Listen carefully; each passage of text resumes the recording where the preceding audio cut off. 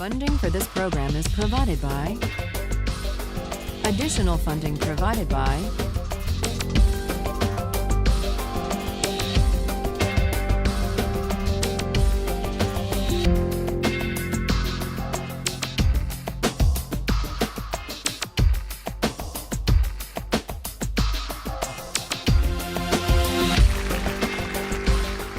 Last time, we argued about the case of the Queen versus Dudley and Stevens, the lifeboat case, the case of cannibalism at sea.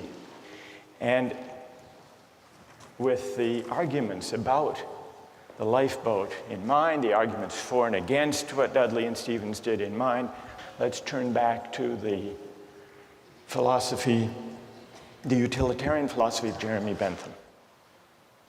Bentham was born in England in 1748. At the age of 12, he went to Oxford. At 15, he went to law school. He was admitted to the bar at age 19, but he never practiced law. Instead, he devoted his life to jurisprudence and moral philosophy. Last time, we began to consider Bentham's version of utilitarianism.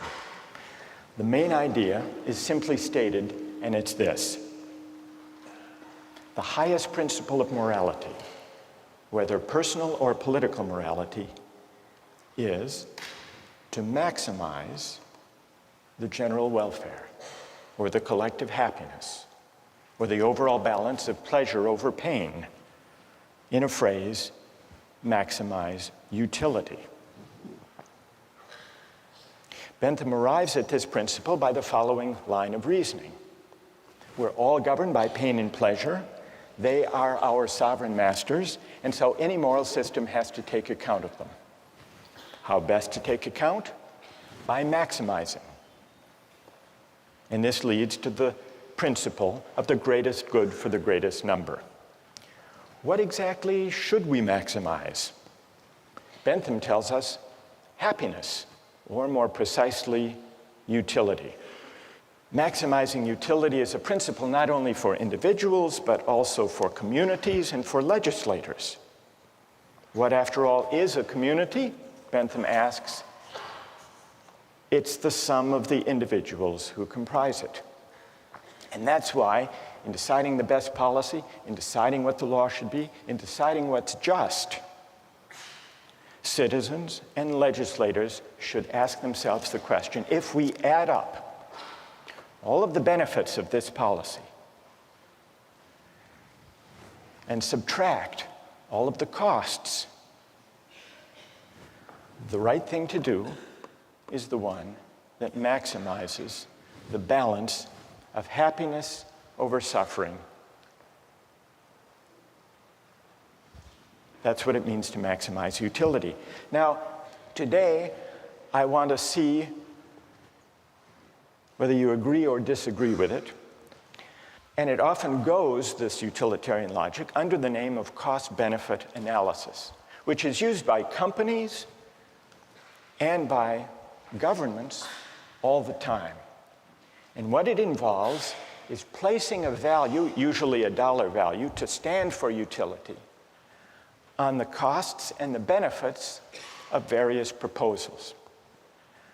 Recently in the Czech Republic, there was a proposal to increase the excise tax on smoking.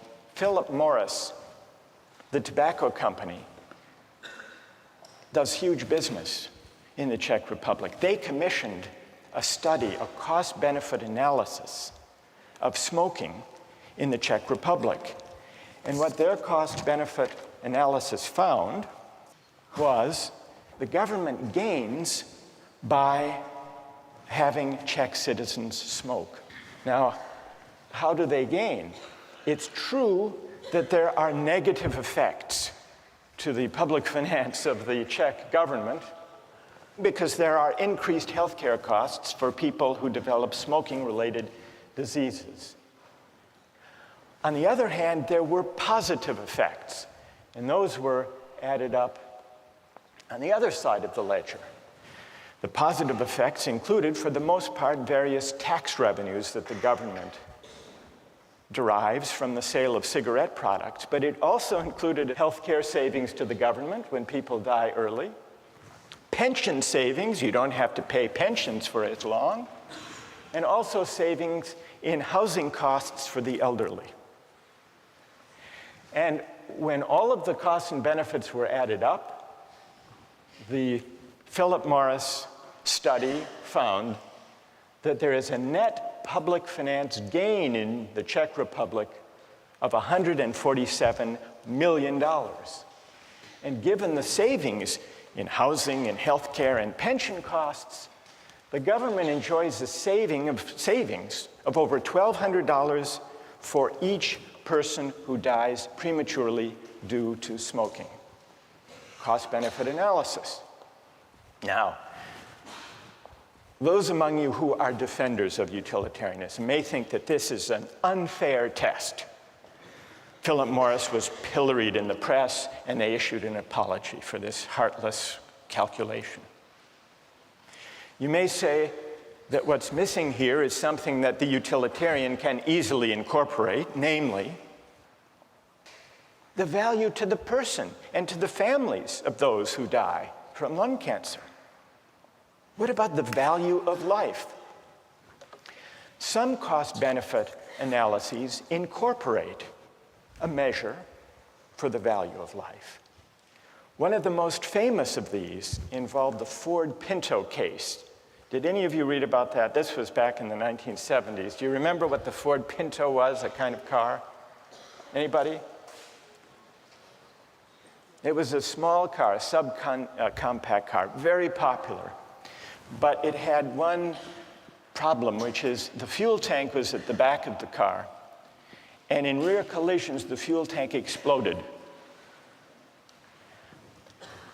And some people were killed, and some severely injured.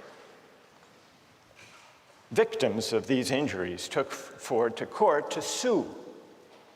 And in the court case, it turned out that Ford had long since known about the vulnerable fuel tank and had done a cost-benefit analysis to determine whether it would be worth it to put in a special shield that would protect the fuel tank and prevent it from exploding. They did a cost-benefit analysis. The cost per part to increase the safety of the Pinto, they calculated at $11 per part. And this was the cost-benefit analysis that emerged in the trial. $11 per part at 12.5 million cars and trucks came to a total cost of $137 million to improve the safety.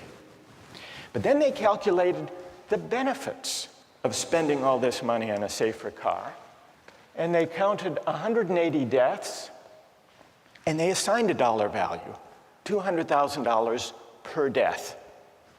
180 injuries, $67,000. And then the cost to repair, the replacement cost for 2,000 vehicles that would be destroyed without the safety device, $700 per vehicle.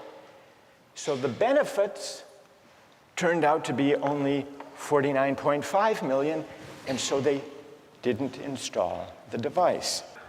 Needless to say, when this memo of the Ford Motor Company's cost-benefit analysis came out in the trial, it appalled the jurors who awarded a huge settlement. Is this a counterexample to the utilitarian idea of calculating? Because Ford included a measure of the value of life. Now, who here wants to defend cost-benefit analysis from this apparent counterexample? Who has a defense? Or do you think this completely destroys the whole utilitarian calculus? Yes? Okay, well, I think that, once again, they've made the same mistake the previous case did, that they assigned a dollar value to human life. And once again, they failed to take account things like suffering and emotional losses by the families. I mean, families lost earnings, but they also lost a loved one, and that is more valued than $200,000. Right. And wait. That's good. What's your name? Julia Roto. So if 200,000, Julie, is too low a figure because it doesn't include the loss of a loved one and the loss of those years of life, what do you think would be a more accurate number? I don't believe I could give a number. I think that this sort of analysis shouldn't be applied to issues of human life. I think it can't be used monetarily. So they didn't just put too low a number, Julie says. They were wrong to try to put any number at all. All right, let's hear someone who... You have to adjust for inflation.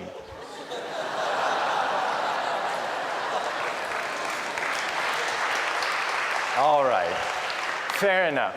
So what would the number be now? This was 35 years ago. $2 million. You would put 2 million. And what's your name? Wojtek says, we have to allow for inflation. We should be more generous. Then would you be satisfied that this is the right way of thinking about the question?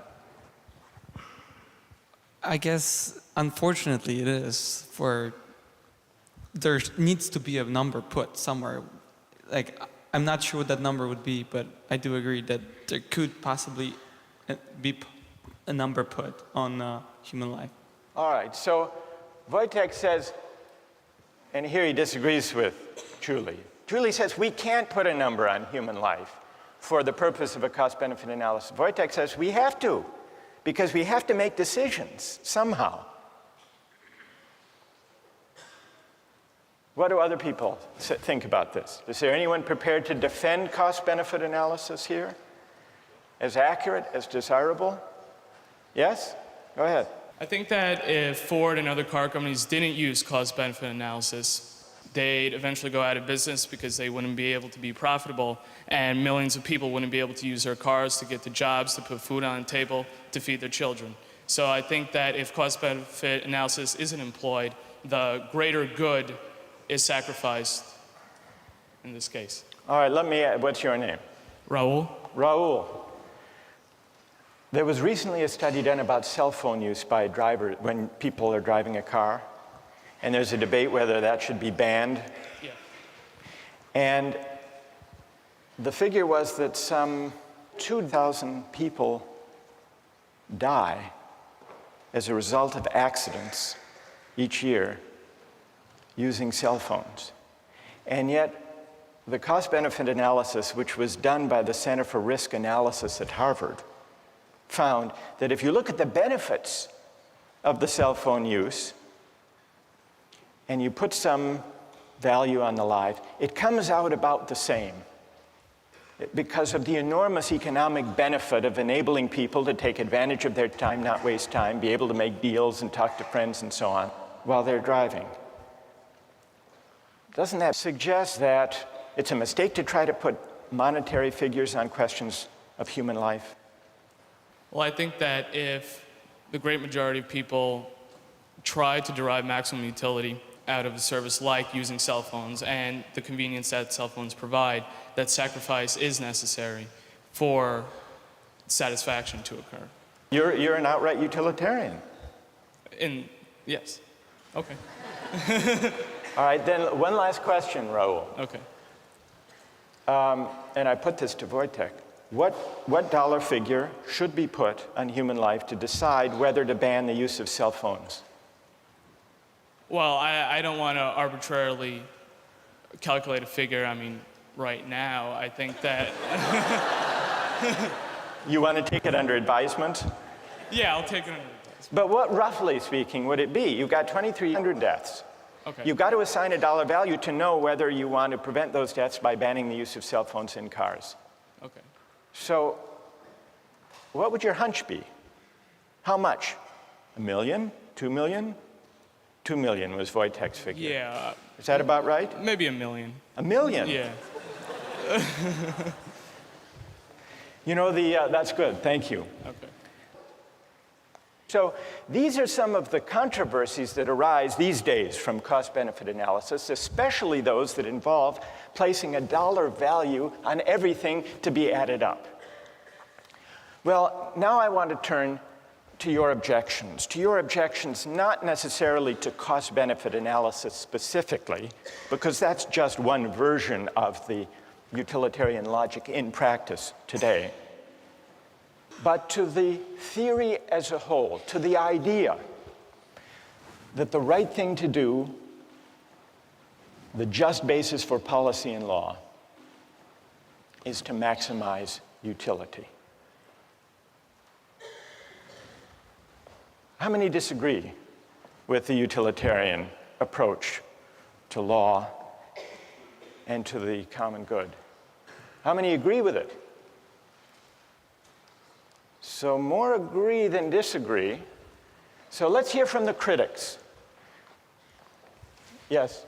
My main issue with it is that I feel like you can't say that just because someone's in the minority, what they want and need is less valuable than someone who's in the majority. So I guess I have an issue with the idea that the greatest good for the greatest number is okay, because there's still, what about the people who are in the lesser number? Like, it's not fair to them. They didn't have any say in where they wanted to be. All right, that's an interesting objection. You're worried about the effect on the minority. Yes. What's your name, by the way? Anna. Who has an answer to Anna's worry about the effect on the minority? What do you say to Anna? She said that the minorities value less. I don't think that's the case, because individually the minorities value is just the same as the individual of the majority. It's just that the numbers outweigh the minority.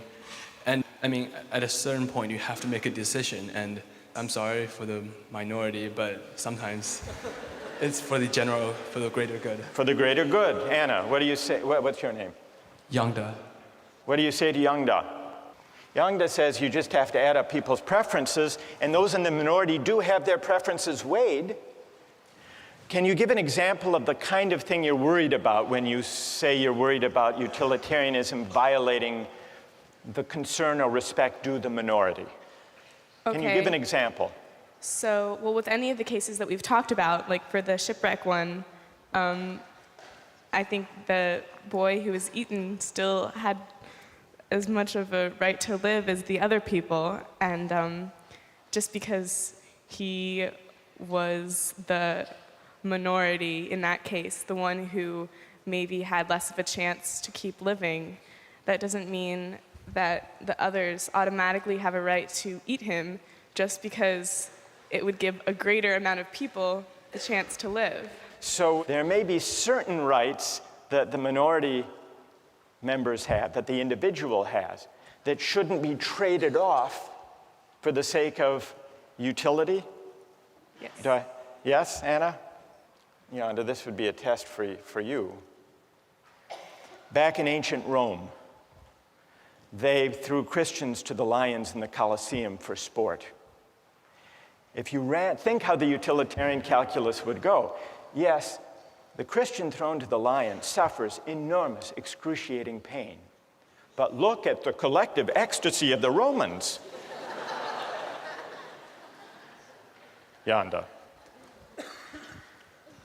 Well, in that time, I don't, in modern day of time, to value to give a number to the happiness given to the people watching, I don't think any policymaker would say the pain of one person, of the suffering of one person is much, in comparison to the happiness gained.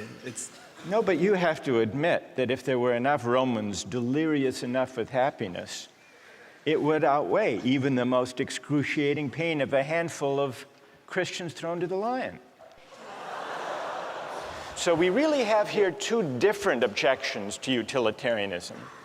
One has to do with whether utilitarianism adequately respects individual rights or minority rights, and the other has to do with the whole idea of aggregating utility or preferences or values is it possible to aggregate all values to translate them into dollar terms? There was, in the 1930s,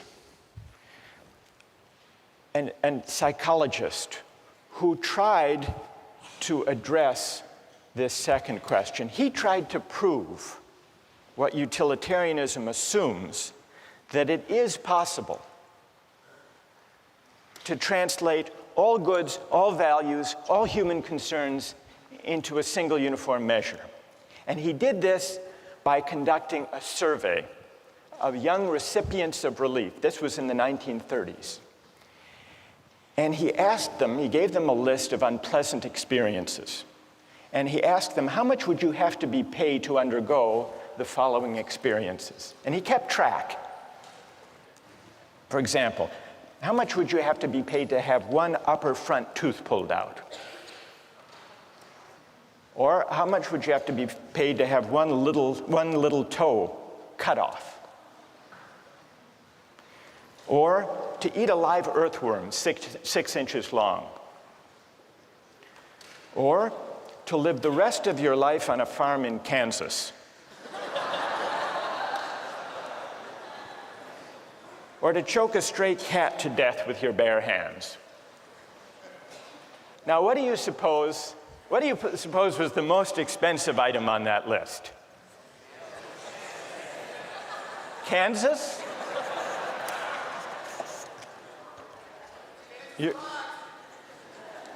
You're right, it was Kansas. For Kansas, people said they'd have to be paid $300,000.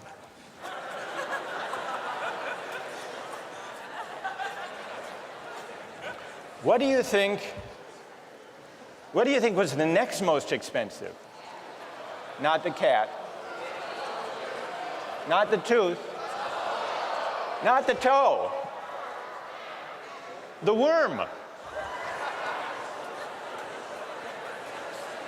People said you'd have to pay them $100,000 to eat the worm. What do you think was the least expensive item? Not the cat, the tooth. During the Depression, people were willing to have their tooth pulled for only $4,500. Now, here's what Thorndike concluded from his study. Any want or satisfaction which exists in some amount and is therefore measurable. The life of a dog or a cat or a chicken consists of appetites, cravings, desires, and their gratifications. So does the life of human beings, though the appetites and desires are more complicated. But what about Thorndike's study? Does it support Bentham's idea that all goods, all values can be captured according to a single uniform measure of value?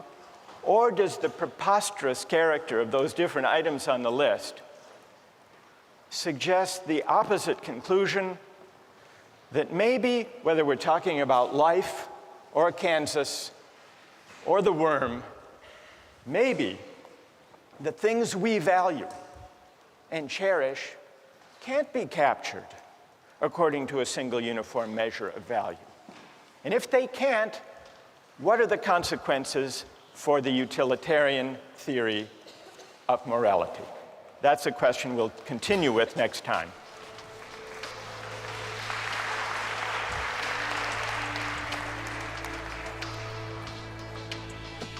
All right, now let's take the other part of the poll. Which is the highest experience or pleasure? How many say Shakespeare?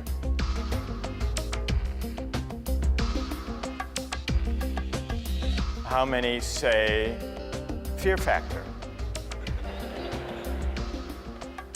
No, you can't be serious. Really?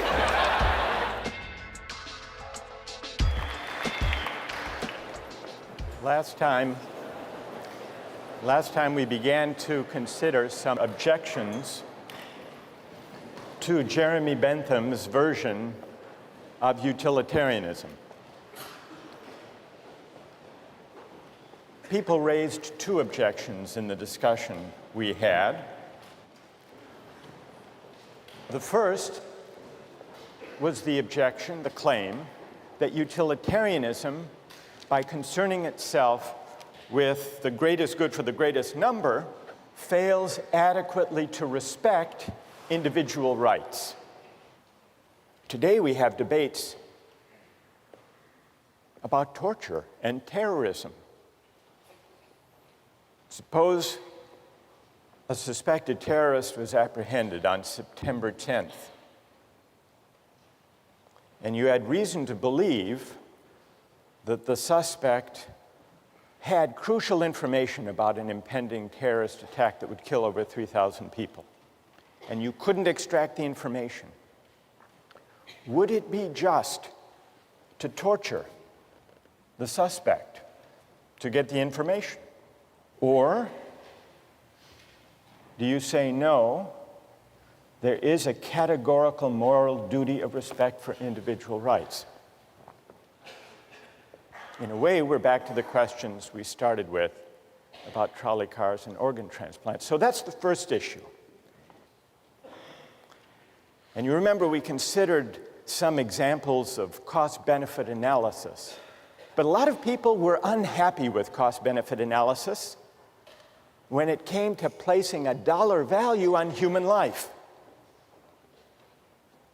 And so that led us to the second objection. It questioned whether it's possible to translate all values into a single uniform measure of value. It asks, in other words, whether all values are commensurable. Let me give you one other example of an experience. This actually is a true story. It comes from personal experience that raises a question, at least, about whether all values can be translated without loss into utilitarian terms. Some years ago, when I was a graduate student, I was at Oxford in England, and they had men's and women's colleges. They weren't yet mixed. And the women's colleges had rules against overnight male guests. By the 1970s, these rules were rarely enforced and easily violated, or so I was told.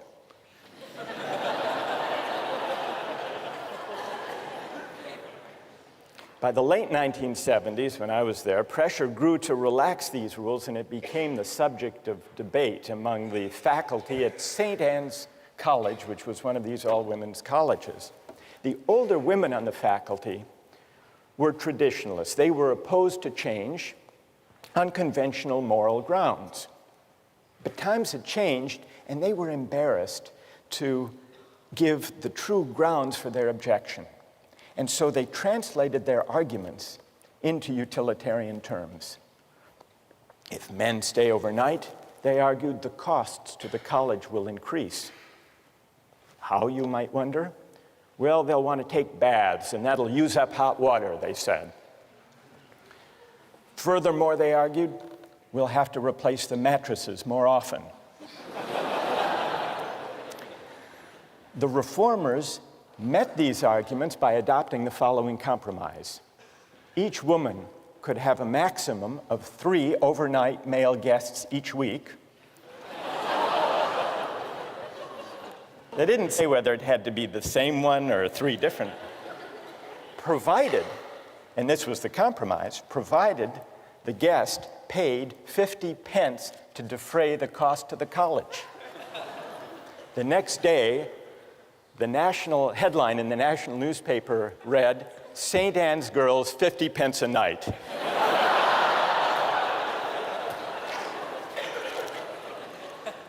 Another illustration of the difficulty of translating all values, in this case a certain idea of virtue, into utilitarian terms.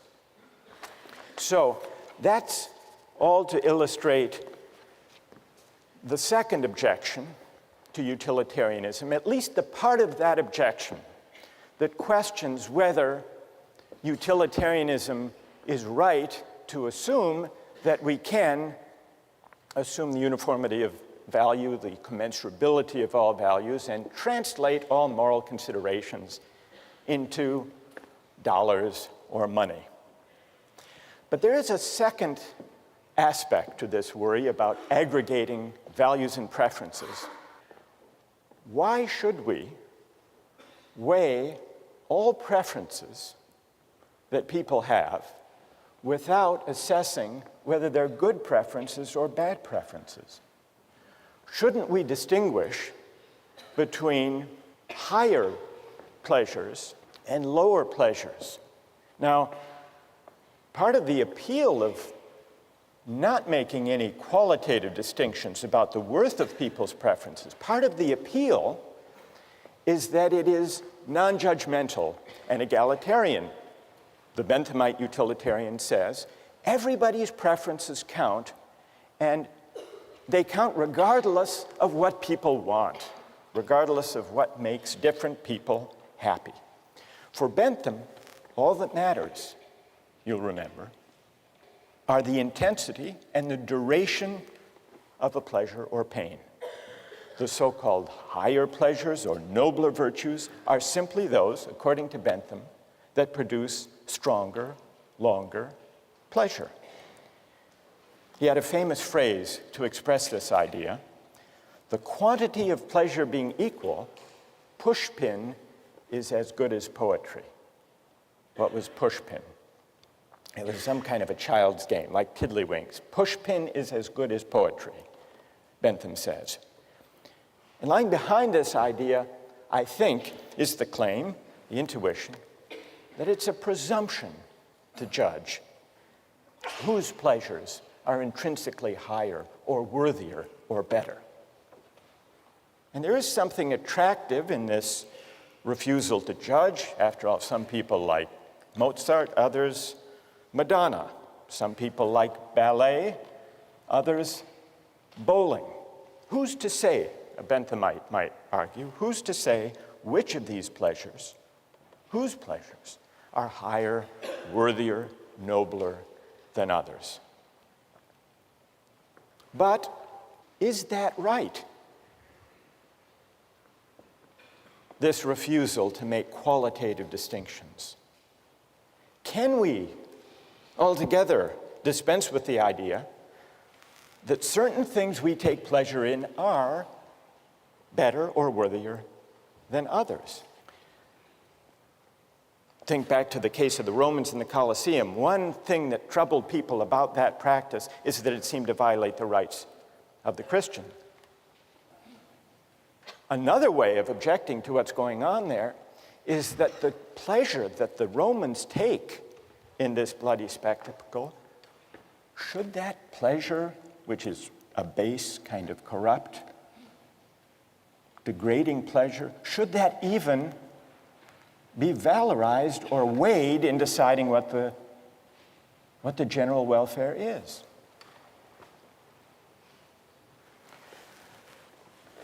So here are the objections to Bentham's utilitarianism. And now we turn to someone who tried to respond to those objections, a later-day utilitarian, John Stuart Mill. So what we need to examine now is whether John Stuart Mill had a convincing reply to these objections to utilitarianism. John Stuart Mill was born in 1806. His father, James Mill, was a disciple of Bentham's. And James Mill set about giving his son, John Stuart Mill, a model education. He was a child prodigy, John Stuart Mill. He knew Greek at the age of 3, Latin at 8, and age 10, he wrote a history of Roman law. At age 20, he had a nervous breakdown. This left him in a depression for 5 years. But at age 25, what helped lift him out of this depression is that he met Harriet Taylor. she and Mill got married. They lived happily ever after, and it was under her influence that John Stuart Mill tried to humanize utilitarianism. What Mill tried to do was to see whether the utilitarian calculus could be enlarged and modified to accommodate humanitarian concerns like the concern to respect individual rights, and also to address the distinction between higher and lower pleasures. In 1859, Mill wrote a famous book on liberty, the main point of which was the importance of defending individual rights and minority rights. And in 1861, toward the end of his life, he wrote the book we read as part of this course, Utilitarianism. He makes it clear that utility is the only standard of morality, in his view. So he's not challenging Bentham's premise. He's affirming it. He says very explicitly, the sole evidence it is possible to produce that anything is desirable is that people actually do desire it. So he stays with the idea that our de facto, actual, empirical desires are the only basis for moral judgment. But then, on page 8, also in chapter 2, he argues that it is possible for a utilitarian to distinguish higher from lower pleasures. Now, those of you who have read Mill already, how, according to him, is it possible to draw that distinction? How can a utilitarian distinguish qualitatively higher pleasures from lesser ones, base ones, unworthy ones? Yes? If you've tried both of them, and you'll prefer the higher one naturally, always. That's great. That's right. What's your name? John. So, as John points out, Mill says, here's the test. Since we can't step outside actual desires, actual preferences, that would violate utilitarian premises. The only test of whether a pleasure is higher or lower is whether someone who has experienced both would prefer it. And here, in chapter 2, we see the passage where Mill makes the point that John just described. Of two pleasures, if there be one to which all or almost all who have experience of both give a decided preference, irrespective of any feeling of moral obligation to prefer it, in other words, no outside, no independent standard, then that is the more desirable pleasure. What do people think about that argument? Does it succeed? How many think that it does succeed? Of arguing within utilitarian terms for a distinction between higher and lower pleasures. How many think it doesn't succeed? All right, I want to hear your reasons. But before we give the reasons, let's do an experiment of Mill's claim. In order to do this experiment, we're going to look at 3 short excerpts of popular entertainment. The first one is a Hamlet soliloquy. It'll be followed by 2 other experiences. See what you think. What a piece of work is a man. How noble in reason. How infinite in faculties, in form and moving, how express and admirable. In action, how like an angel. In apprehension, how like a god. The beauty of the world, the paragon of animals. And yet to me, what is this quintessence of dust? Man delights not me.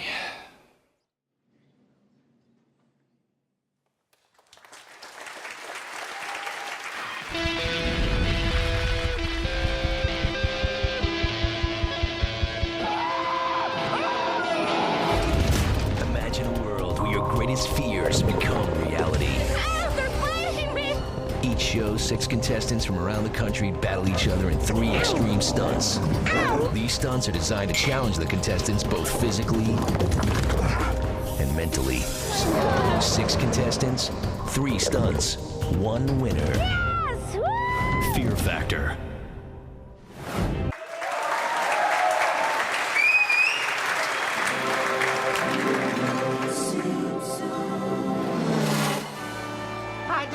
Pedal to the metalophiles. Landers, since when do you like anything cool? Well, I don't care for the speed, but I can't get enough of that safety gear. Helmets, roll bars, caution flags. I like the fresh air and looking at the poor people in the infield. Dang, Cletus, why'd you have to park by my parents? Now, honey, it's my parents, too.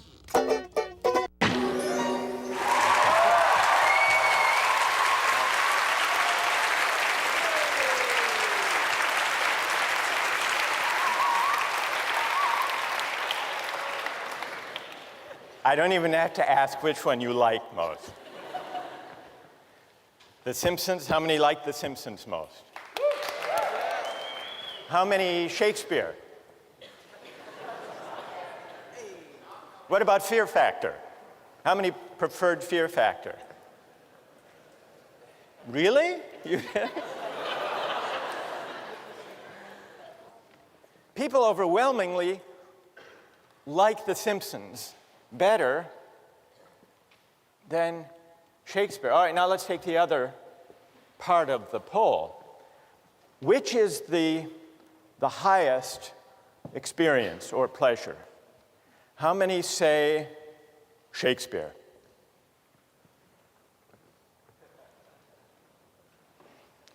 How many say Fear Factor? No, you can't be serious. Really? What? All right, go ahead, you can say. I found that one the most entertaining. I know, but which do you think was the worthiest, the noblest experience? I know you found it the most entertaining. If something is good just because it is pleasurable, what does it matter whether you have sort of an abstract idea of whether it is good by someone else's sense or not? All right, so you come down in the straight Benthamite side. Who's to judge? And why should we judge? Apart from just registering and aggregating de facto preferences. All right, that's fair enough. What's your name? Nate? Okay, fair enough. All right, so how many think The Simpsons is actually, apart from liking it, is actually the higher experience? Higher than Shakespeare. All right, let's see the vote for Shakespeare again. How many think Shakespeare is higher? All right, so why is it? Ideally, I'd like to hear from someone. Is there someone who thinks Shakespeare is highest, but who preferred watching The Simpsons? Yes?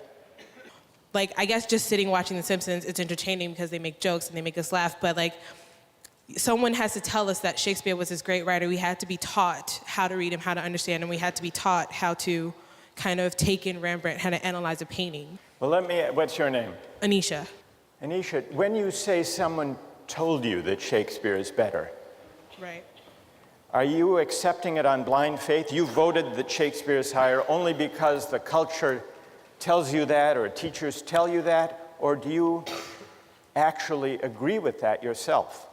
Well, in the sense of Shakespeare, no, but earlier you made an example of Rembrandt. I feel like I would enjoy reading a comic book more than I would enjoy kind of analyzing Rembrandt because someone told me it was great, you know? Right, so some of this seems to be, you're suggesting a kind of cultural convention and pressure. We're told what books, what works of art are great.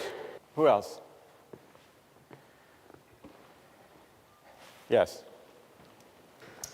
Although I enjoyed watching The Simpsons more in this particular moment in Justice, if I were to spend the rest of my life considering the 3 different video clips shown, I would not want to spend that remainder of my life considering the latter 2 clips. I think I would derive more pleasure from being able to branch out in my own mind, sort of considering more deep pleasures, more deep thoughts. And tell me your name. Joe. Joe. So if you had to spend the rest of your life on a farm in Kansas with only Shakespeare or the collected episodes of The Simpsons, you would prefer Shakespeare? What do you conclude from that about John Stuart Mill's test? That the test of a higher pleasure is whether people who have experienced both prefer it. Can I cite another example briefly? Yeah? In neurobiology last year, we were told of a rat who was tested a particular center in the brain where the rat was able to stimulate its brain and cause itself intense pleasure repeatedly. The rat did not eat or drink until it died. So the rat was clearly experiencing intense pleasure. Now, if you ask me right now if I would rather experience intense pleasure or have a full lifetime of higher pleasure, I would consider intense pleasure to be low pleasure. I would right now enjoy intense pleasure. But, yes, I would. I certainly would. But over a lifetime, I would think almost a complete majority here would agree that they would rather be a human with higher pleasure than be that rat with intense pleasure for a momentary period of time. So, now, in answer to your question, right. I think this proves that, or I won't say proves, I think the conclusion is that Mill's theory that when a majority of people are asked what they would rather do, they will answer that they would rather engage in a higher pleasure. So you think that this supports Mill? You think Mill is onto something here? I do. All right. Is there anyone who disagrees with Joe and who thinks that our experiment disproves Mill's test, shows that that's not an adequate way, that you can't distinguish higher pleasures within the utilitarian framework? Yes? If whatever is good is truly just whatever people prefer, it's truly relative and there's no objective definition, then there will be some society where people prefer Simpsons more. Anyone can appreciate The Simpsons, but I think it does take education to appreciate Shakespeare as much. All right, you're saying it takes education to appreciate higher things. Mill's point is that the higher pleasures do require cultivation and appreciation and education. He doesn't dispute that. But once having been cultivated and educated, people will not only see the difference between higher and lower pleasures, but will actually prefer the higher to the lower. You find this famous passage from John Stuart Mill: "It is better to be a human being dissatisfied than a pig satisfied. Better to be Socrates dissatisfied than a fool satisfied. And if the fool or the pig are of a different opinion, it is because they only know their side of the question." So here you have an attempt to distinguish higher from lower pleasures. So going to an art museum or being a couch potato and swilling beer watching television at home. Sometimes, Mill agrees, we might succumb to the temptation to do the latter, to be couch potatoes. But even when we do that out of indolence and sloth, we know that the pleasure we get gazing at Rembrandts in the museum is actually higher, because we've experienced both. And it is a higher pleasure gazing at Rembrandts because it engages our higher human faculties. What about Mill's attempt to reply to the objection about individual rights? In a way, he uses the same kind of argument. And this comes out in chapter 5. He says, I dispute the pretensions of any theory which sets up an imaginary standard of justice not grounded on utility, but still he considers justice grounded on utility to be what he calls the chief part and incomparably the most sacred and binding part of all morality. So justice is higher.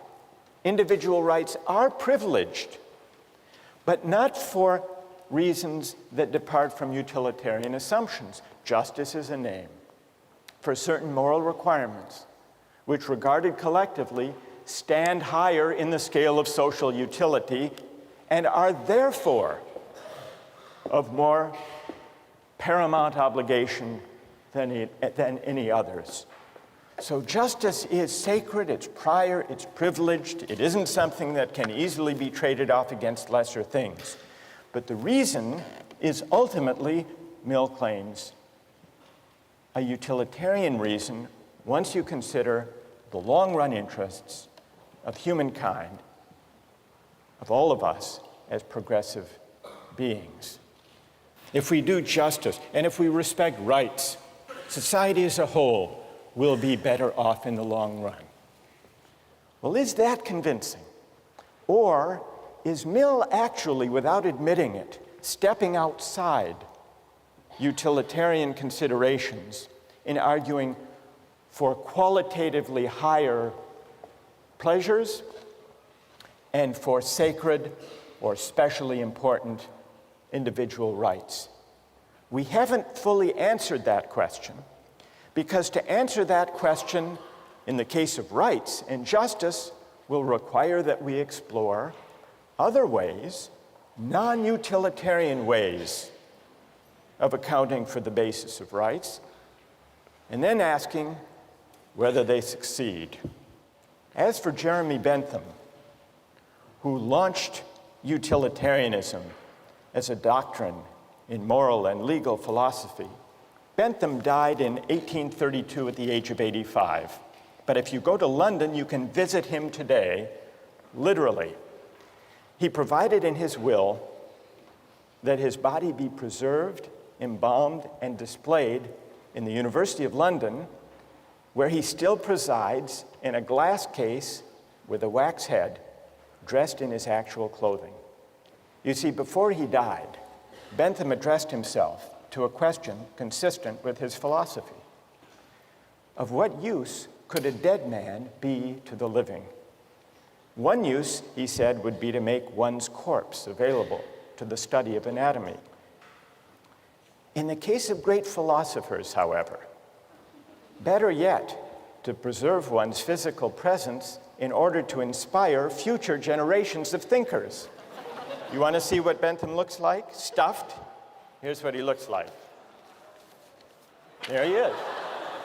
Now, if you look closely, you will notice that the embalming of his actual head was not a success. So they substituted a waxed head, and at the bottom, for verisimilitude, you can actually see his actual head on a plate.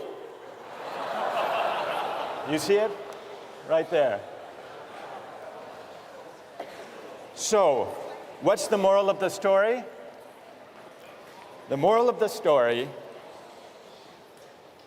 by the way, they bring him out during meetings of the board at University College London, and the minutes record him as present but not voting. Here is a philosopher in life and in death who adhered to the principles of his philosophy. We'll continue with rights next time.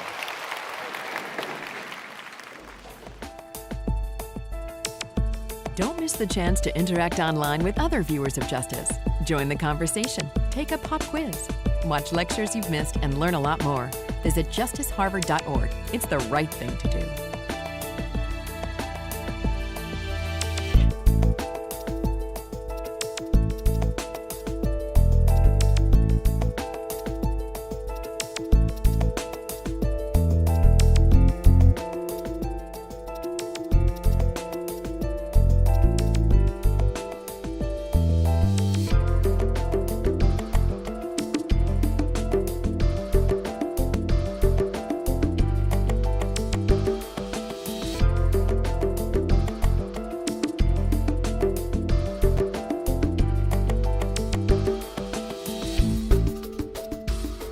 Funding for this program is provided by...